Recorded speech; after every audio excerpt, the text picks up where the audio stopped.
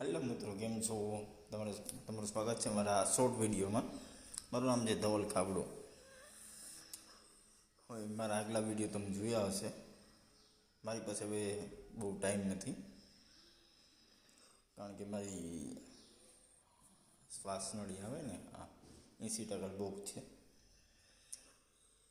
એટલે મારી પાસે બહુ ઝાઝો ટાઈમ નથી હું વિડીયો બનાવતો નથી યુટ્યુબ ઉપર. મને ખબર નહીં પડતી વિડીયો કેમ બનાવવું, એડિટિંગ કેમ કરવું એ.